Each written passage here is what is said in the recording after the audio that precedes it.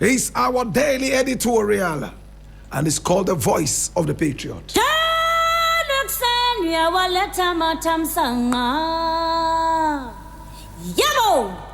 Now, the very first story we are looking at today is taken from My Joy Online, and it says, and I quote, I read, South Korean president optimistic Mahama's visit would yield tangible benefits for both countries. And I read, President Lee Jae-myung of South Korea has expressed optimism that President John Dramani Mahama's visit to the country would produce concrete outcomes benefiting both Ghana and South Korea. He made the remarks during his welcome address at a summit held on Wednesday, March 11 in Seoul. I hope that President Mahama's visit to South Korea will serve as an opportunity to generate tangible outcomes of cooperation that the peoples of both countries can truly feel, reported Yonhap News Agency. Now, President Lee highlighted the remarkable results already achieved in cooperation across sectors such as maritime security, trade, and agriculture. The two countries have achieved remarkable results in cooperation across various fields, including maritime security, trade, and agriculture, he said. Now, the visit is expected to further strengthen bilateral ties and pave the way for enhanced collaboration in strategic areas, including technology, climate action, and economic development. Now, President Mahama arrived in South Korea on Tuesday, 11th March, for a 4-day working visit. Now, during his stay, he is expected to hold bilateral talks with President Lee Jae-myung and meet the Speaker of the National Assembly, Woo Wang-shik, focusing on strengthening diplomatic and economic relations between the two countries.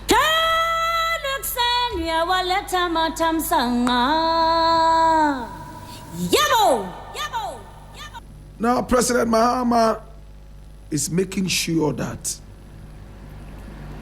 he leaves office with a huge amount of legacy, so that the whole world can see. My brother, my sister, we saw him right there in Zambia. We saw him, my brother, my sister,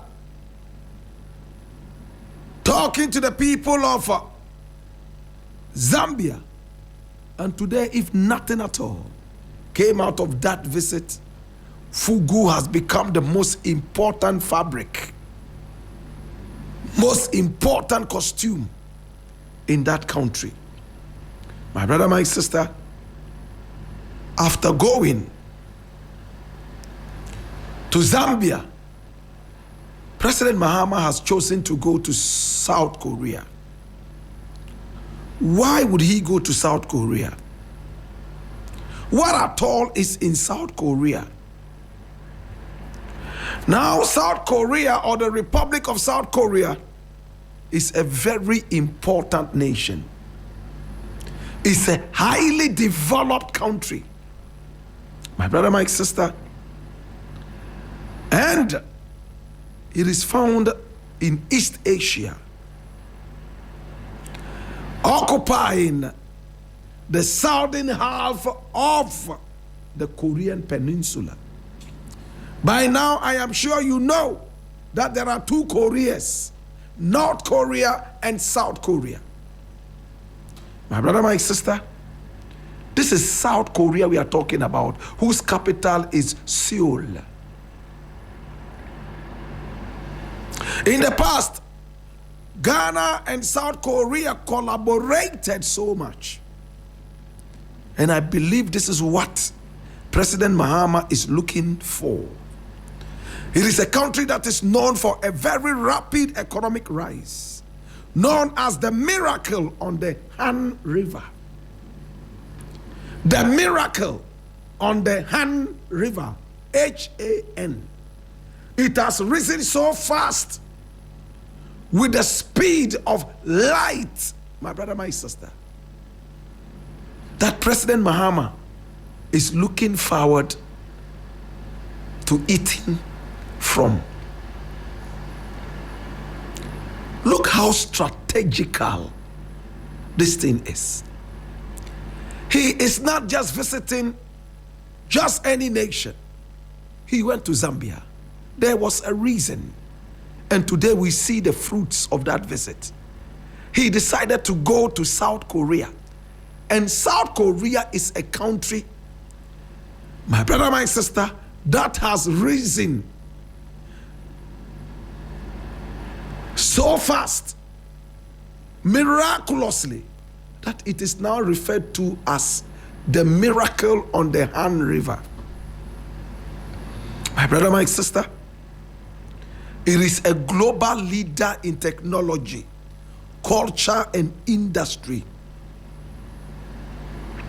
Its capital is Seoul, which is a global mega city housing nearly 52 million people. Seoul alone. Now, this president, Lee Jae-myung, has been president just like Mahama from last year.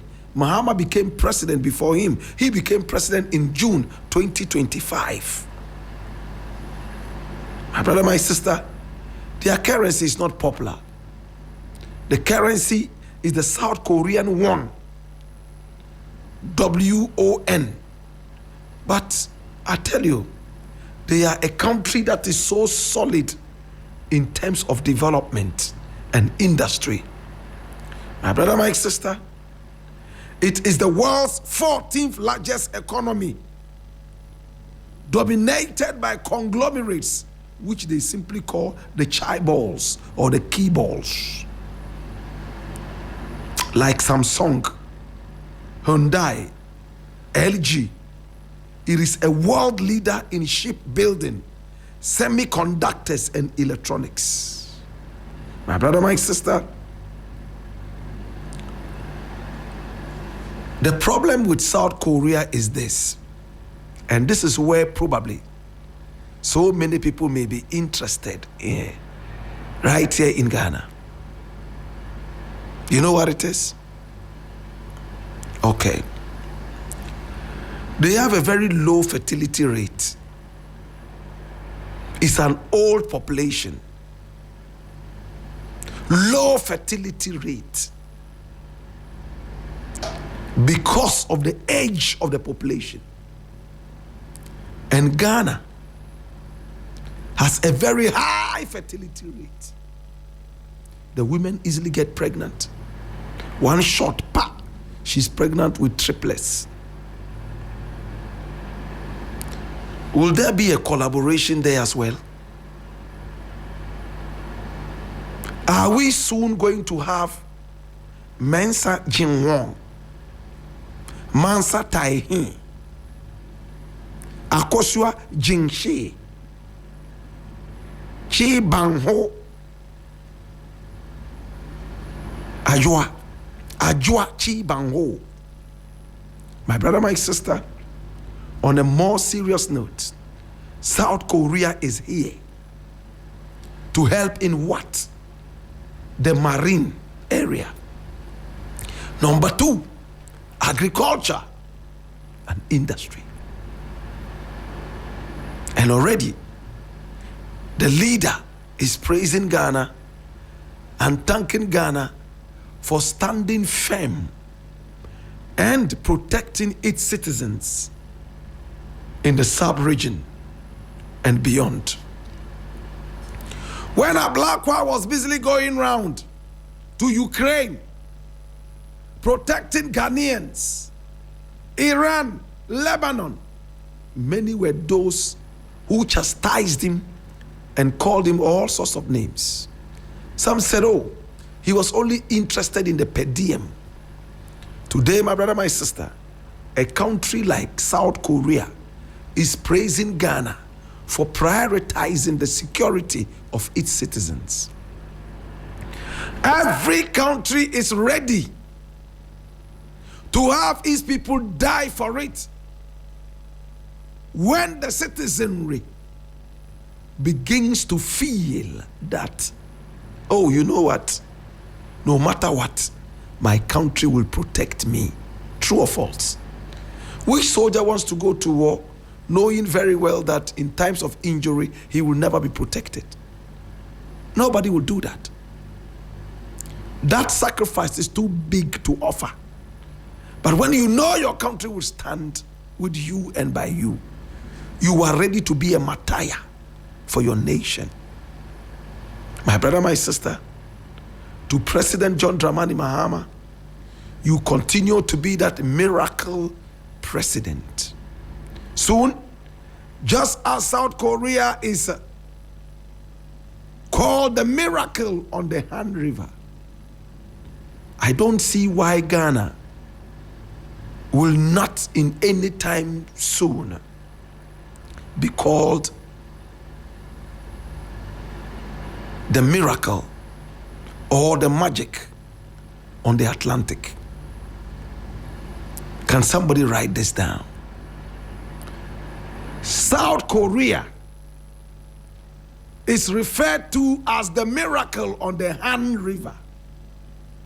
The way Mahama is going, this is a prophecy. Hallelujah.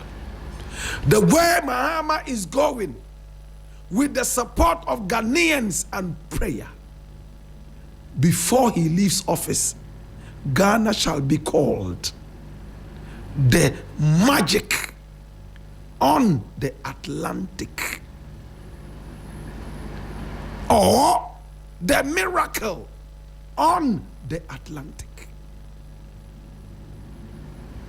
Watch it, it shall come to pass. Hallelujah.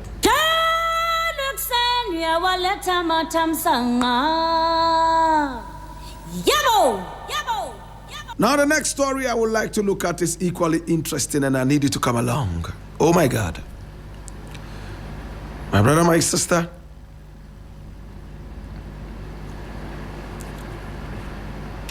I will need you to open your ears with rapt attention as we look at this.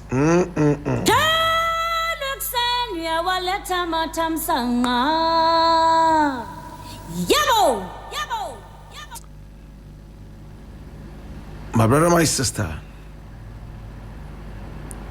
there's a beautiful story here, and I need you to see this. And I'm reading this from Ghana Web. We all need to pay attention. And this is an interesting story. Oh yes.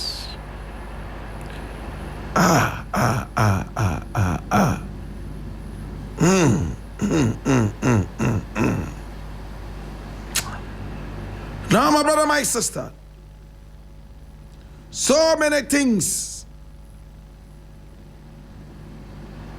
are happening, and we need to open our ears and listen.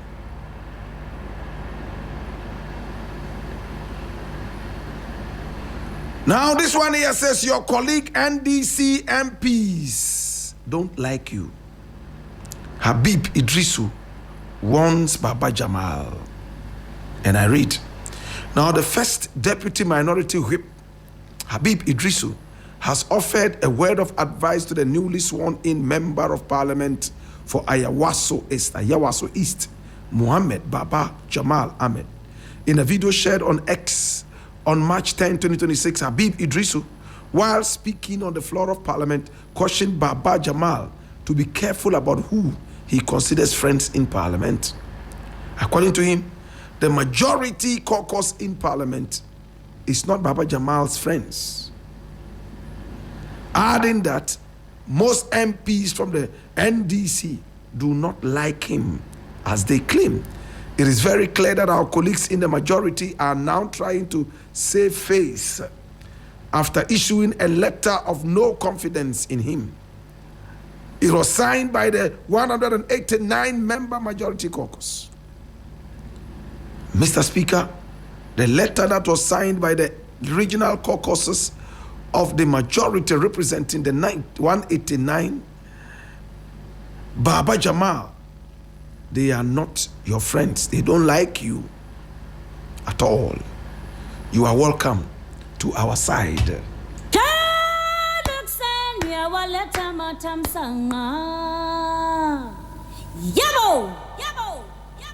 Of course, this is a clear campaign. He wants Baba Jamal to join the minority side. Even if 10 Baba Jamals join the minority side, we will still need a microscope to see the minority. They are still the micro to the umpteenth time minority. Very hapless in parliament. Now, what Habib is saying is not too far away from the truth. Baba Jamal won a dubious election. And the majority in parliament unanimously trumpeted this and called it a disgrace. And that the elections should be stopped. But the NDC, behaving undemocratically in this election, decided to sidestep the decision of the majority in parliament. Yet these are the same people in parliament who trumpet the ideas of the NDC. You count on the majority in parliament to be able to push your agenda. Yet when the majority talks against a certain election, you sidestep their decision. This is very undemocratic. Very, very undemocratic. Maybe you need to hear it again. When the NDC goes to the Parliament House in order to have a certain agenda pushed, the NDC depends on its majority in Parliament to make it happen. In the same vein, the NDC's majority in Parliament says that Baba Jamal and the Ayawasu East by-election should be annulled and new members taken. They decided to sidestep it. In fact, the Totobi Kwache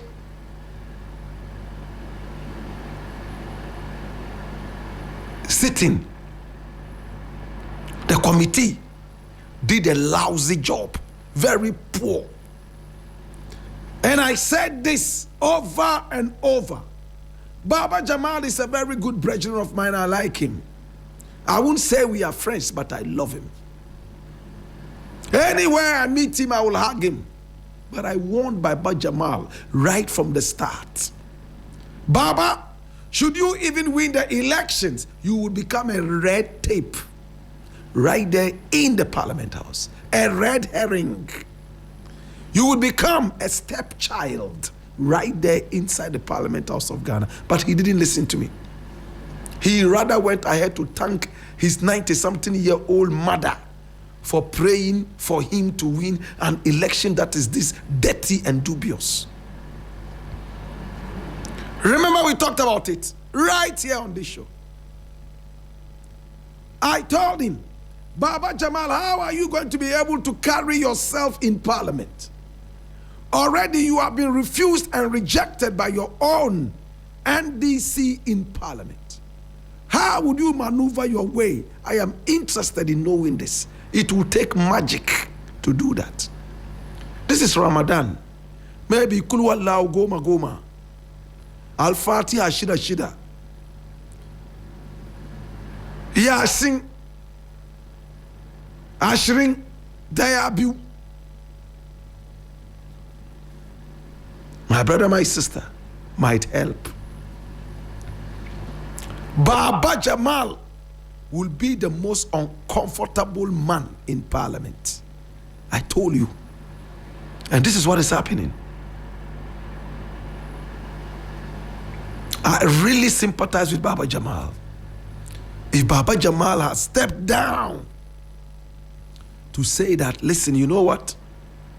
Because of the way the elections went and allegations of ABCD, I have decided to step aside. If the party gives me the opportunity to restand, I will be a better candidate so that it will make the work of the committee easier. Annul it and allow them to run again. Even though the Parliament House, the majority said, annul it and ban all of them from running because they are dirty in the party.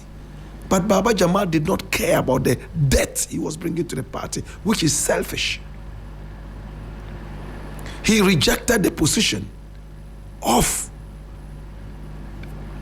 a high commissioner and decided to go for an MP. At the end of the day, he got it, albeit dubiously. And he's in parliament and nobody seems to be looking his direction. It will take long, Baba Jamal, for anybody to forget what happened at Ayawaso East. Sometimes I tell some of my brethren some things and they don't listen. But it's okay. They will see the consequences. Recently, there were some Ghanaian artists who were picked up to do a collaboration with Bob Marley. Bob Marley's music is timeless. He's become a legend. And some Totofifi artist is picked from somewhere around Africa or something. Totofifi as compared to Bob Marley. The greedy family that only looks at money and nothing more wanted Bob Marley's music to trend so they could make money. They didn't care about the philosophies of Bob Marley, what he stood for, his ideals. Oh, this guy is trending in this country. Bring him, let him collaborate. And I told these artists point blank, turn it down. Tell them you thank them for the honor, but you don't think that the music of the legend needs to be diluted. When he was alive, he didn't like that. He turned down Michael Jackson's plea to collaborate. And some other such artists. Bob Marley said he wrote his music from the bottom of his heart. And it was a personal experience. Listen to that. Personal. The best you can do is to pick up a Bob Marley song and re-sing it like a parrot. If you want, put in your own verse. That is a rendition. But for you to agree to go on an original Bob Marley tape, recorded with his full spirit and everything, and adulterate it with your dilution, for me, it was wrong. But of course, it's an opinion. Everyone has an opinion. So they refused the opinion. Where did the music go? Those who did the collaboration, Sarkodie did it. Where did it go? Stonebwoy did it. Where did it go? It won't go anywhere. The fans of Bob Marley are not looking up to new Bob Marley music. The man is gone. We are falling on his legacy. Greedy family. And we have proof to show how greedy this family is. Greed. Decided that they will bring in some Afrobeat popular artists around Africa. They should be part of it. They went to Nigeria, picked some artists. Nobody heard the music. Who is interested in that? Bob Marley's music is almost like a religion now. We are not looking for new prophets to come out of Bob Marley. Bob Marley has sealed it. He is the seal of reggae music. Hey, you can sing like Angel Gabriel. You will never be the next Bob Marley. He's done. There are some people, that is how they were created. I spoke to them. Moses Fuamoni said I was jealous of Sarkodie, a hip-hop artist, that I wished it was me so that I would have been on that record. Hey, our people have a very short foresight. Very short. It doesn't even go beyond their nose. History teaches us a lot. My brother, the Queen of England decided to give knightship, you can call it knighthood, wanted to knight up some people. You know what it means to say knighthood? So that the title Sir can be added to your name. That's a knighthood. Order of the British Empire. My brother, my sister, some Ghanaians took that and they were happy. Sam Jonah went and took it. He's running around there calling himself Sir Sam Jonah, Order of the British Empire. I'm a big man. What is the history behind that? Order of the British Empire. The British Empire was a colonialist. They came in and stole from us our gold and diamond. The order of the British Empire was Ali Baba and the 40 thieves. They robbed from us. They killed us in cold blood. If they killed nobody at all, my brother, we remember the Crossroads shooting. Their busts are still there. Sergeant Ajete. Anyone who took that award in Ghana, Order of the British Empire, is an insult to Ajete, Odate Lamte, and all those people who were shot at the Castle Crossroads. Order of the British Empire. Why do you call yourself independent then? And then you come to celebrate independence, yet you have the Order of the British Empire. You are sick. You are sick. You don't know your history. The entire also took it. Anything that comes from the white man, oh, is holy. Order of the British Empire. Sam Jonah goes to take it and is walking around calling himself Sir.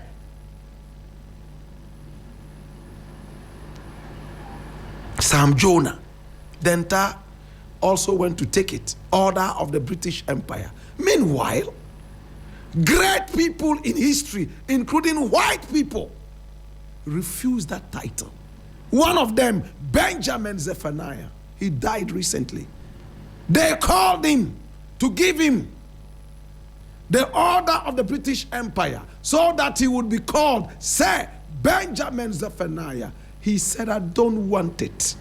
Oh, you have achieved a lot. You are a great poet. You have raised a lot of people. That's why we are giving you that. He said, nah, I don't need it. If anything at all, build schools for the little children right there inside Brixton and name those schools after me. That is a better honor than you coming to give me order of a dirty empire. But the average Ghanaian is so interested in just picking up awards. Award, oh, my G was bet million. My G was bet 3 million. Hey, no, think. White people refused it. My brother, just Google it out.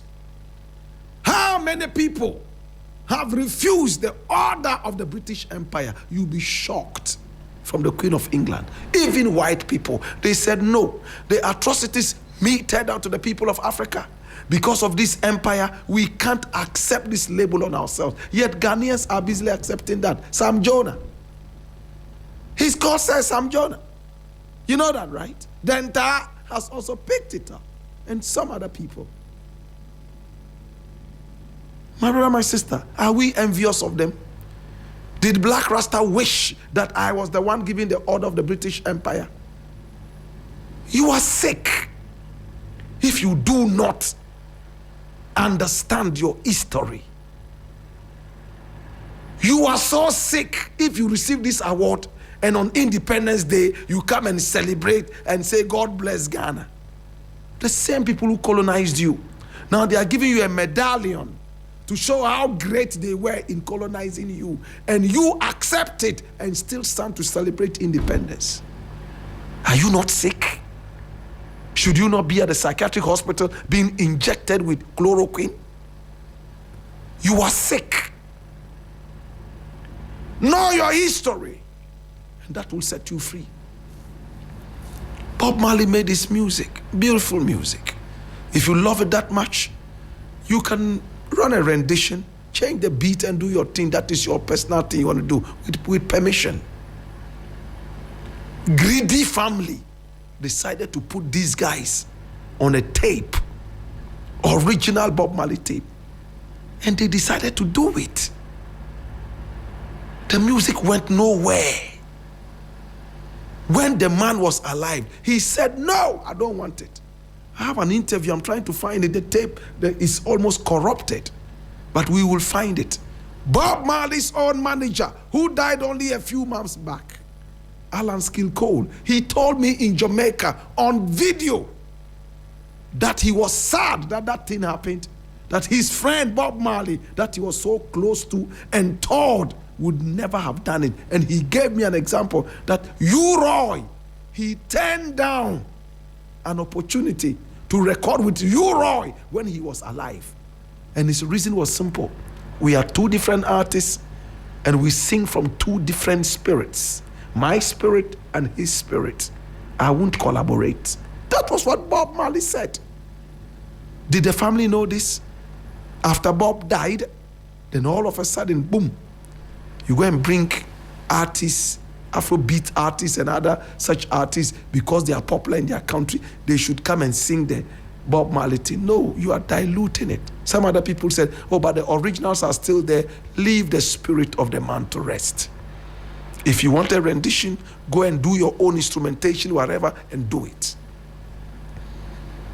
Don't dilute it and try to officialize it in the name of Bob Marley. You are commercializing the soul and spirit of Bob.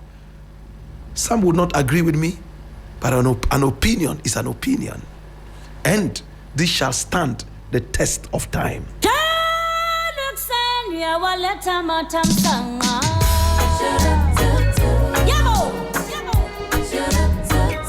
This is 3FM.